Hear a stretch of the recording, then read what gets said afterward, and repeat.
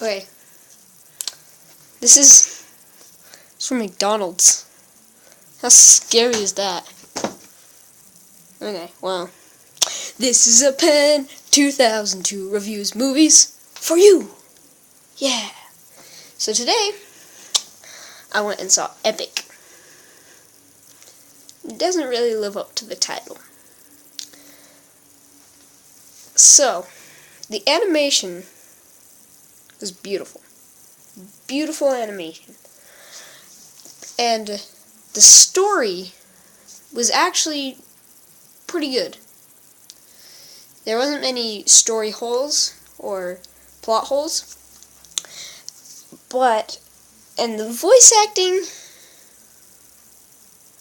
was pretty good also, I'm gonna say. Now here's my problem with it. Some of the characters. Like Mub and Grub specifically. The snail and the slug thing. They seemed out of place. Their dialogue was crappy. But, I do know that the slug, I don't know his name. He was voiced by Aziz Ansari, which I love. I love him in, like, Parks and Rec and stuff. But I don't know who the snail was voiced by. But these weren't very good choices for these characters, and their dialogue was crap. Like, I don't know, they just had too many stupid jokes, and they were important characters, because their job, this is a spoiler movie review, because I figure these are older movies, so they're going to be spoiler movie reviews, so, spoiler alert. So their job was to protect the pod thing. Okay. So, the pod thing. Basically, that was the center point of the whole movie. Because the queen, okay, she goes and chooses a pod. Okay, so she's like in charge of the whole forest. She can make things grow, she can use things, she can control the plants and trees and things. And so basically there's these bad guys that are trying to like decay the forest, because they can. But the only thing that's stopping them is the queen, because she can just regrow it immediately. So they have to like stop the queen. But she knew she had to choose an heir.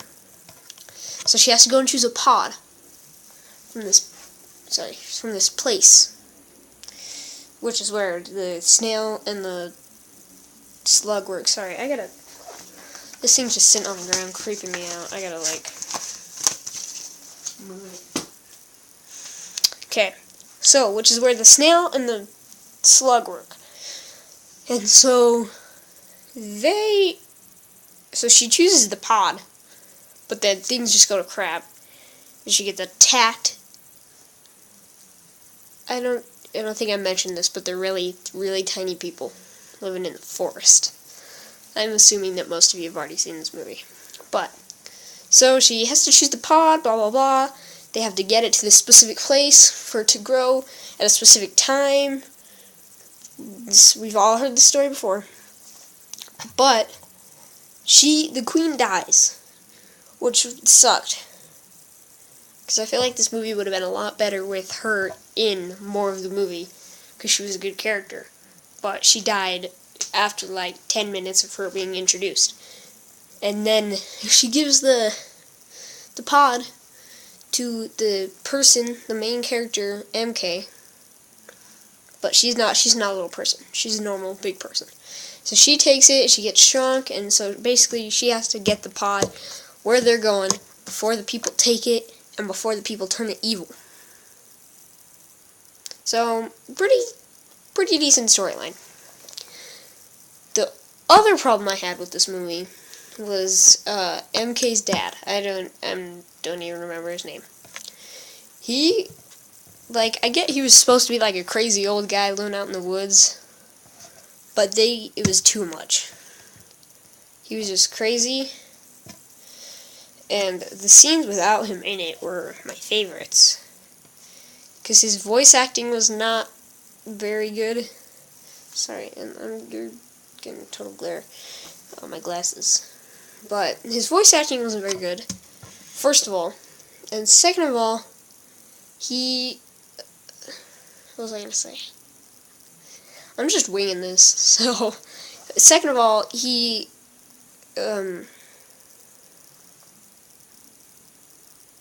looked weird. His design was weird.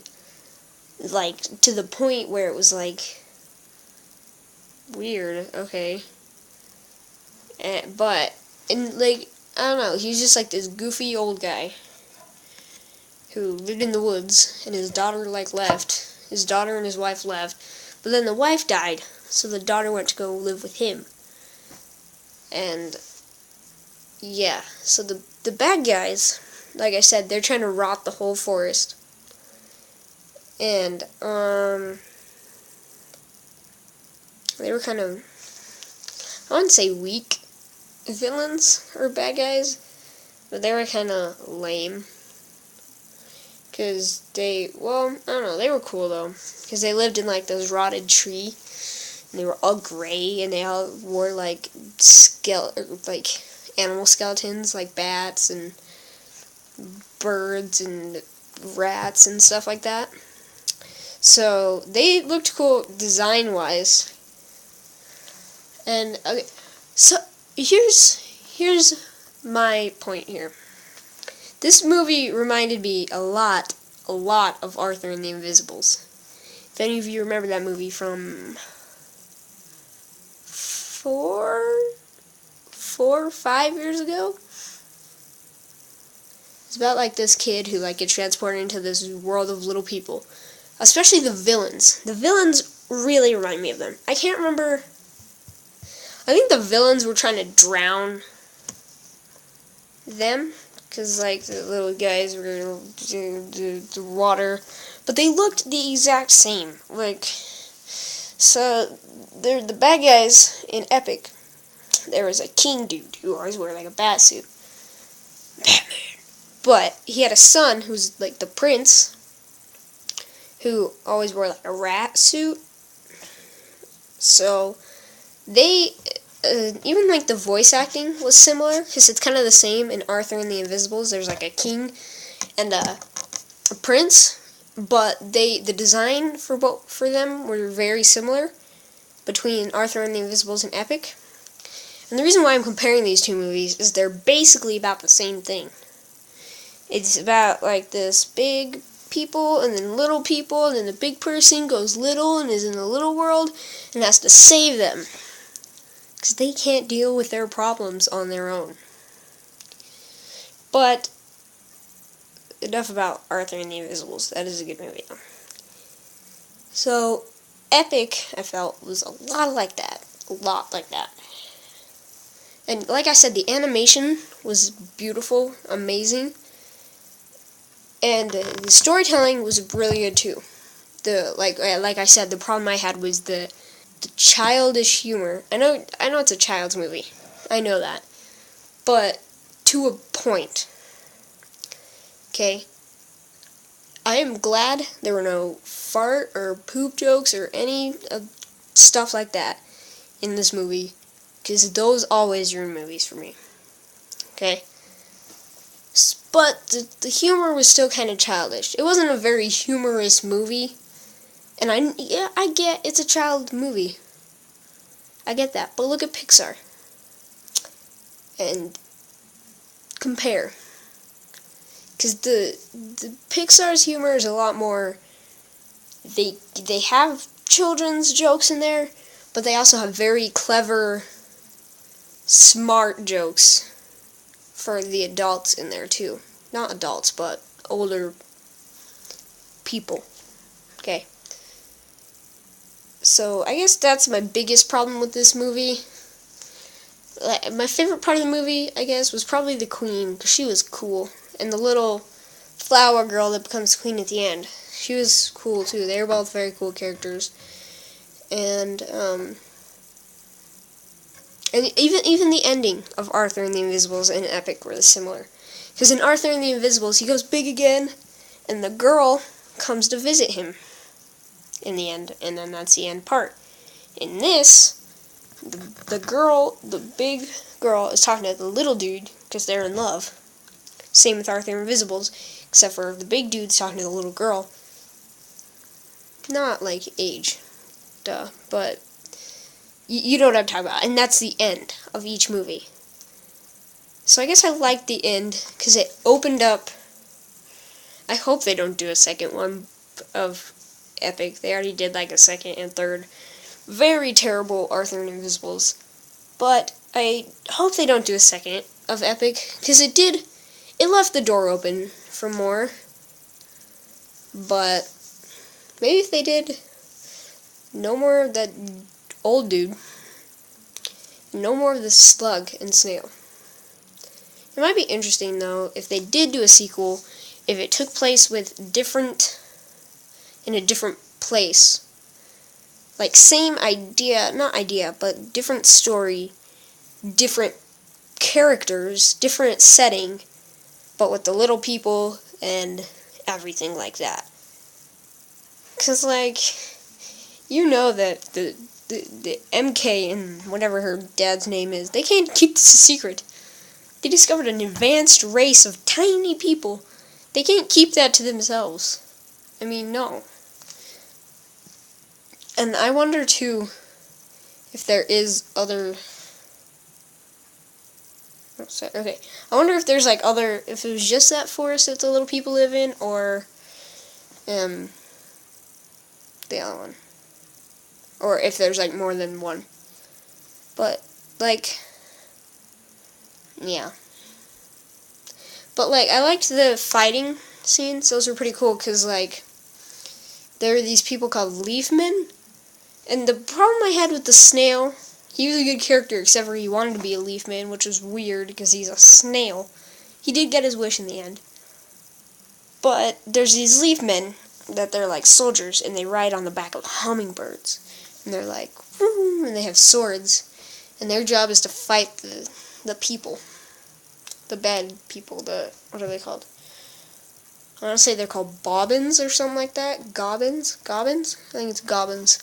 But their job is to fight them and keep them away from the queen and everything. So, and I didn't like what's his name? Nimgaloo guy. He was, like, big and fat and he had 6 arms. He's like, I think he was a caterpillar? Or maybe he was just yeah, I think he is a caterpillar. But, yeah, I don't know, he was weird. I did like his song. That was one of the good parts of the movie. But, sorry. Yeah, so I'm going to wrap it up here because it's getting a little long. But I hope you guys like this review. If you haven't seen this movie yet, I would recommend it, especially since it's not out in theaters anymore. I would just recommend, dang it, they don't have Blockbuster anymore, so, and it's not on Redbox anymore. I think you might be able to find it on, like, Amazon Instant Videos or stuff like that. So I would recommend renting it if you haven't seen it yet. It's not super great, but it's not horrible either. It's pretty good. So, I hope you like this video. Comment, like, and subscribe. Comment, like, and subscribe? No. Comment, like, and subscribe. I will see you all later. Oh, see you guys Thursday.